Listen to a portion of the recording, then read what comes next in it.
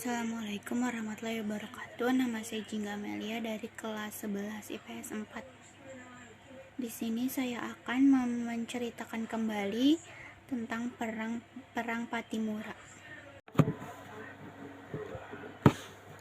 Perang Pattimura berawal pada tahun 1817 di daerah Maluku.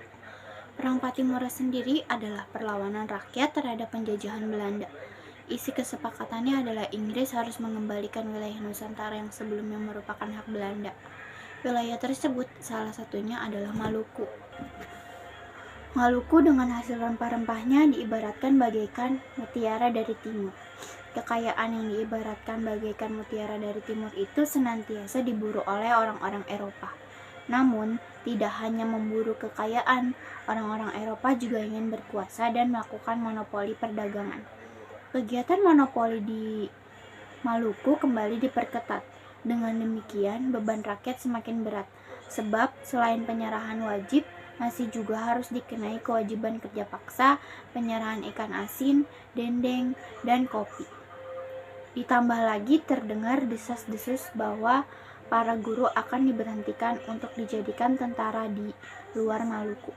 Desas-desus ini membuat situasi semakin panas, ditambah lagi dengan sikap arogan dan sikap sewenang-wenang dari Residen Saparua.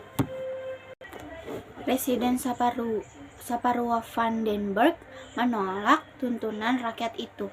Kejadian itu menyebabkan kebencian rakyat Maluku semakin menjadi-jadi. Menanggapi kondisi yang demikian, para tokoh dan pemuda Maluku melakukan serangkaian pertemuan rahasia. Sebagai contoh, telah diadakannya pertemuan rahasia di Pulau Haruku, pulau yang dihuni oleh orang-orang Islam.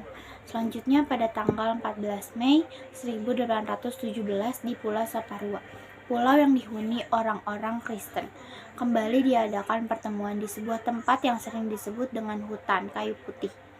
Dalam berbagai pertemuan itu disimpulkan bahwa rakyat Maluku tidak ingin terus menderita di bawah keserakahan dan kekejaman Belanda. Oleh karena itu, mereka perlu mengadakan perlawanan untuk menentang kebijakan Belanda. Thomas Matulesi, yang kemudian terkenal dengan gelar Pattimura, dipercaya sebagai pemimpin.